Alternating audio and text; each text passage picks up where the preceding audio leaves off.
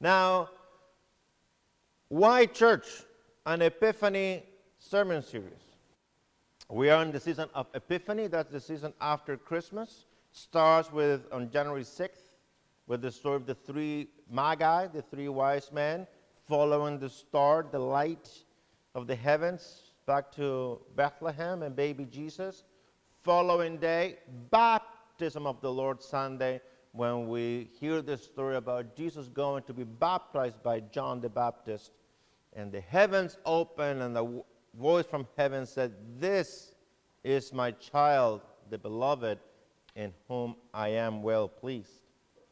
And that baptism is the one that carries throughout our lives. And you and I were baptized in the same faith, in the name of the Father, and of the Son, and of the Holy Spirit.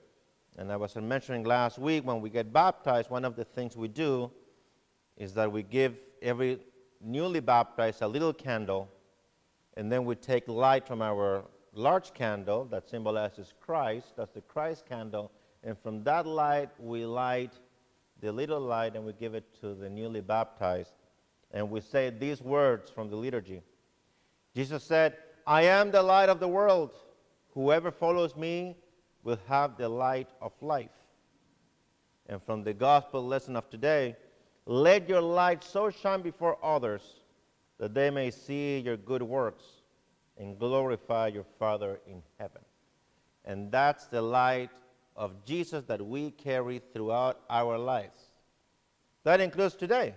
Today, although you don't look very cheerful, you do have the light of Christ in you. And someone maybe woke up to the eternal hymn, "This little light of mine." Choir, you're on point. Thank you. Yes. We're all baptized. We all have that candle, and we all carry on that light of Jesus. That's what we do as Christians. That's what we do as believers. That's what we do as baptized people of God. This is who we are. We shine our light in this world. In the words of the gospel, we are the light of the world. We are the salt of the earth. Powerful images that enhance, improve things. I don't know if you cook at home, but if you cook, I cook at my house. Sometimes you're making something delicious, like chili. Not that I'm from Chile, but I do like chili. And sometimes I taste it and think, it needs something. And more often than not, all it needs is more salt. And that will do the trick. Salt enhances things, improves things. So if we are the salt of the earth, if we are the light of the world, and we're all baptized, and we all agree about how amazing this is, how great our faith is, why is this church empty? And I don't mean to offend you. You're here, so thank you. But what's going on? That's why this sermon series is called, "Why Church?" Why should I bother? Why should I go to church? Some people who study these kind of things, they talk about church as behavior, belief, and belonging. Behavior, of course, is going to church, is behaving in the way church people do, showing up, going to the choir practice and prepare for that, have the training for lectures, do coffee hour, the things you do. Then it's belonging, that you belong to a church. It's not that you're a believer at home, you belong to a people of God in this place. And last is belief. When you say, I believe in God, I believe in Jesus, I believe in the Holy Spirit, I believe in my faith. So church is behavior, belief, and belonging. And I don't have to tell you that what's struggling the most is behavior. And people don't show up at church anymore. I knew that things were not good, but I was doing some research for this sermon, and I was shocked at the fresh data. Did you know that 52% of Americans, 52%, go to church less than once a year? Less than once a year. That's another way to say they don't go to church at all. I remember back in the day, and I'm old enough to remember this, to be a member in good standing of a church, you needed to come to church at least once a year and have communion and have money on your name in the church treasury. So you give an offering, you went to church, you're good. Please vote at the annual meeting and decide what this church is going to do in the future. And for many of us, Christmas and Easter will do it. Nowadays, we live in a world that 52% of Americans go to church less than once a year. Maybe you know someone. Maybe you know someone in your own life, in your own family maybe, who you know is a baptized child of God, who has the light of the world, but nonetheless doesn't show up to church. One of the things that I hear the most about people not coming to church is something along the lines of, I don't go to church because church is boring. I don't get anything out of it. Church is boring. I don't like it. I don't get anything out of it. If you're that person, if you know someone who thinks like that, I'm here to tell you that church is not about you. We don't come to church to get something out of it. We come to church to praise our God. Church is about God. I love the story that goes like this. One person came to church, and after church shaking hands with the pastor, he said to the pastor, Pastor, I got to tell you, I didn't like any of the hymns. Pastor answered, well, good, because they're not for you. They're for God. The hymns we sing to the Lord. So church is not about you. That already rubs more than one the wrong way, because we're used to things being the way we want them. Things are for me, the way I want them. I am the bar to which I judge everything. If it doesn't work for me, then I don't like it. That's what it's called the iPhone. It's not called the U phone. It's not called the We phone or the Us phone. It's the iPhone. Got to work for me. And I don't care if it doesn't work for you. So when you come to church and you find it boring, well, you need to know that this is not for you. This is for God. You are here at church, and church trains you, as a child of God, trains you to use your money, your time, and your talents to care for others. As Luther would say, God doesn't need your help. God is fine, but your neighbor needs your help. So at church, you come to hear about God. And God tells you, well, now that you heard what I have to say, care for others, care for the neighbor. It's not all about you. How about the guy across the street? It's not all about you. How about other people who are in need? And the church as a whole, does this day in and day out. I'm asking you, what other organization in the world does more for our fellow human beings? Like, for example, in health. I remember I met this doctor when I used to live in Princeton. I used to teach at Berlitz. There was an institute for languages, and he was studying Spanish, so I helped him with that. And he was a doctor based in Yardley, Pennsylvania, and he wanted to learn Spanish because he still goes every year to Guatemala. Not the Guatemala, the fun Guatemala, but up, in the mountains to a lake to work with Aboriginal tribes in Guatemala as a doctor.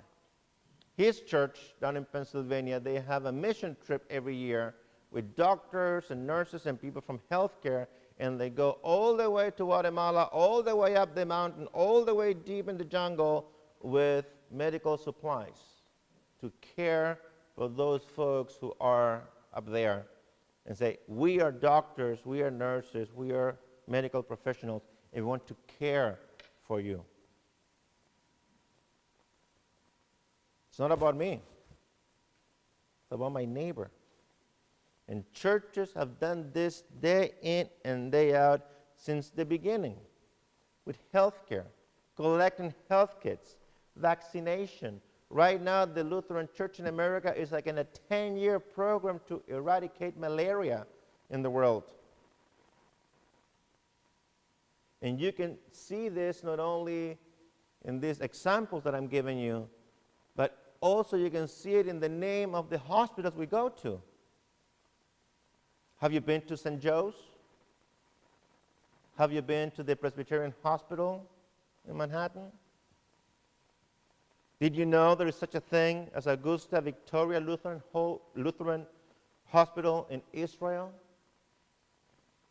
The hospital we go to testify about who put those hospitals together. People of faith like you and I. Church is not boring, because church is not about you. Church is not boring. Church is a force for good.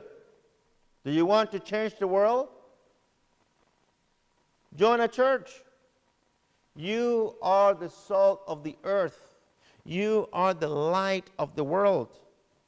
This little light of mine,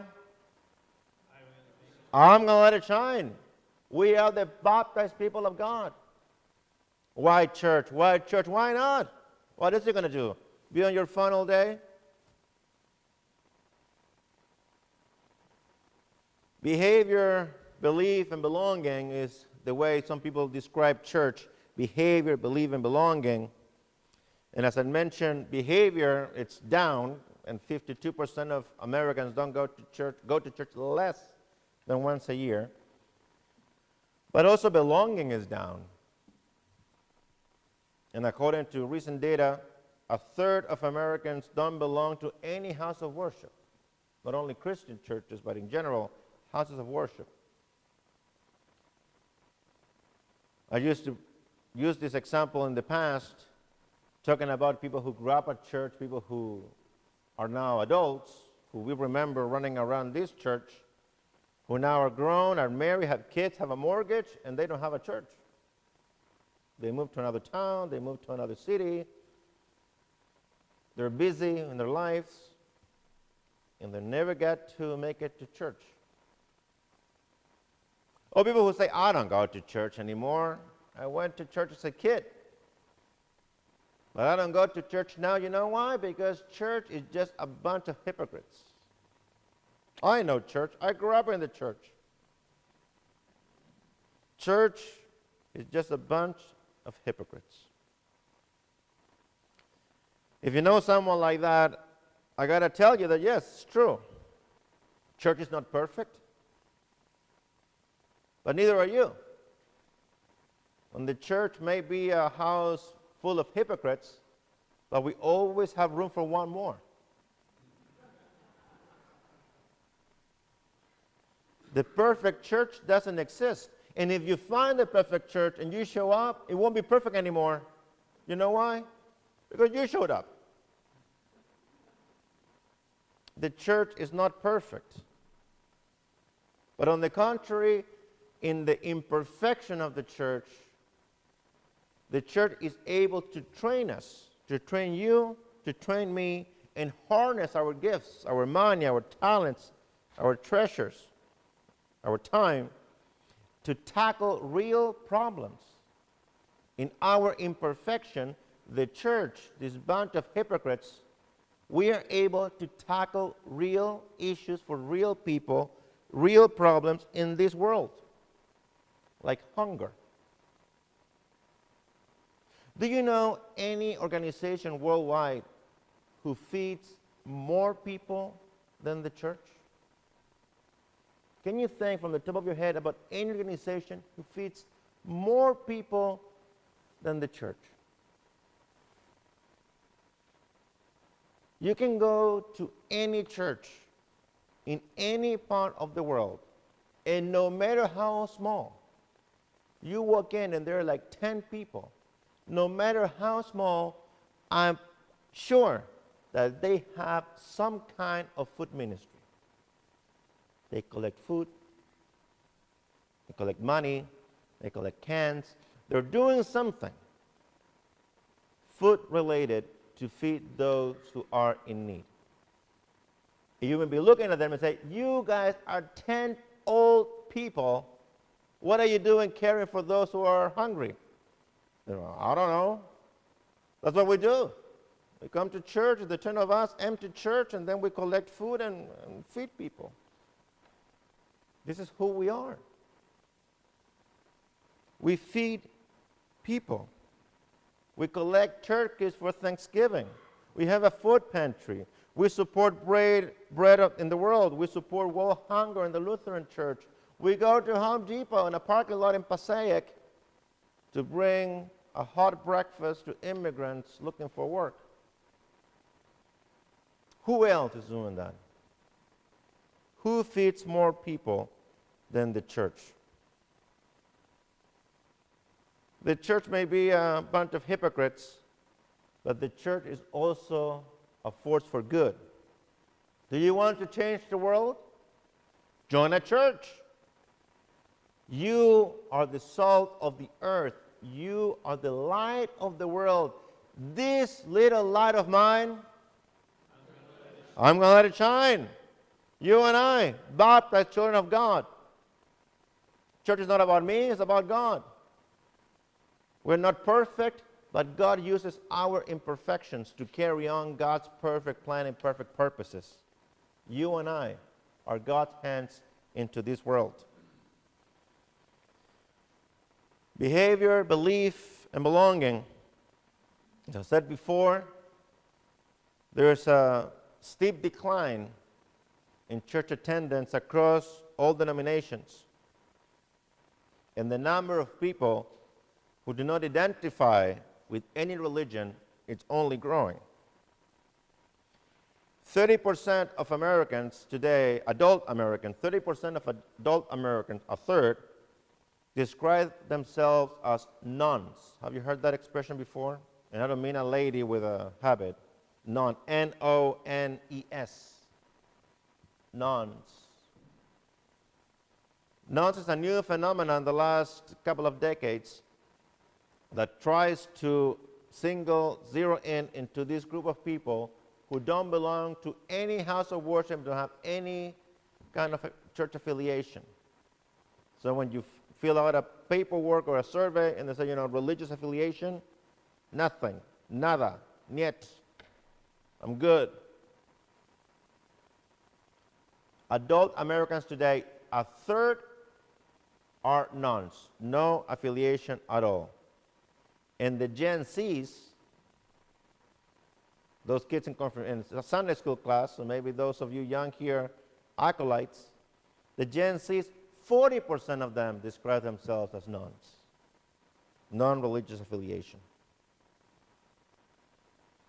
According to researchers, the issue with this is people who don't trust the church.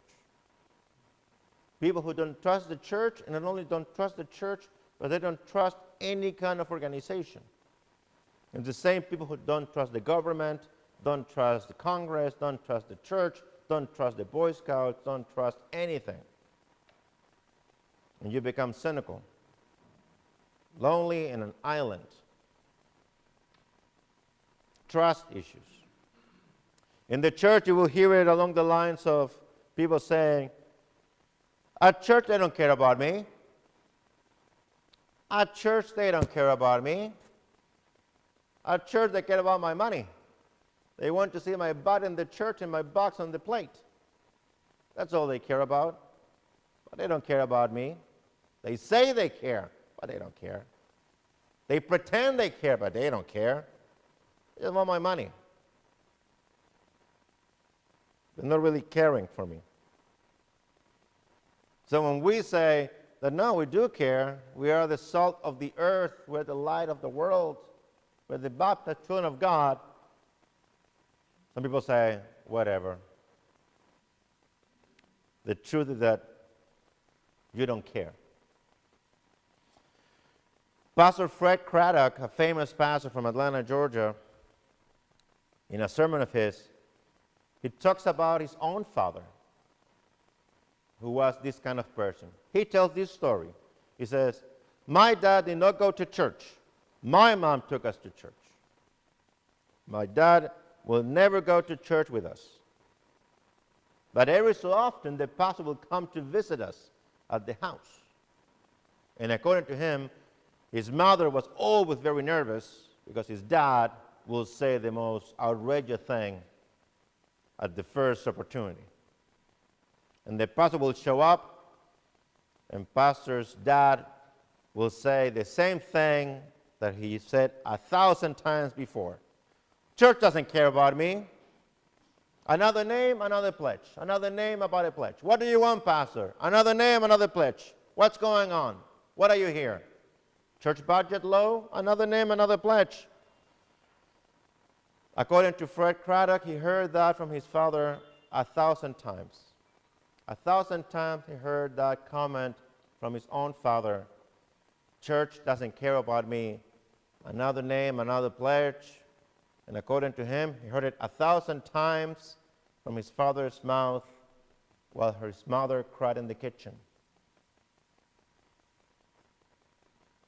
Another pledge, another name.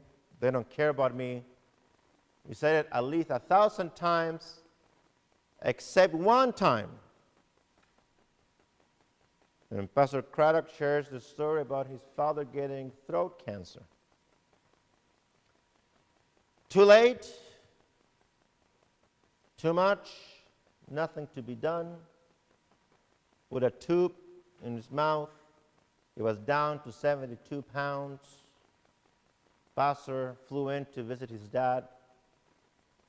He walked into the room, and according to Pastor Craddock, flowers in every window. He walked into his father's hospital room,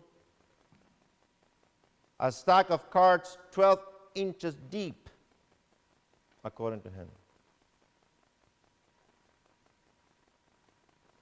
Pastor looked at the flowers, looked at the cards, and he says, "Came from every group and every person at our church.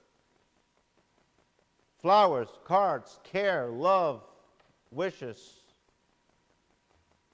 And his dad, who could not talk anymore, he pulled Pastor Craddock in and used a pen and a box of Kleenex to write on, and he wrote something for his son. And he wrote, "I was wrong. I was wrong. I was wrong. People do care. I was wrong. The church does care. I was wrong." The church does care. How many of you are in the care ministry in this church? Raise your hand if you're in the care ministry in this church. How many of you have received care for the care ministry in this church? Raise your hand if you have received care. This is what we do. At church, we get trained in using our time, our talents, our treasure, not for me, because it's not about me, it's about God. And God is sending me out into the world to care for others. And I'm telling you, there's no organization in the world who cares more for other people. And we do things all the time in every single area of life. Justice, the Underground Railroad from the South, most of their stops, churches. Lutheran Social Ministries right here in New Jersey, based in Trenton, working specifically for school lunches, education, parochial schools, Lutheran colleges, universities, seminaries, chapel and corps in the armed forces and in prisons. That's what we do. This is who we are. You are the light of the world. You are the light of the world. Why church? Why church in this Epiphany season? because we are the light of the world. We are the baptized children of God. And no matter how hard our present may be, no matter how struggling our present might be, no matter how empty these pews might be, we know that this little light of mine, I'm going to let it shine. Amen.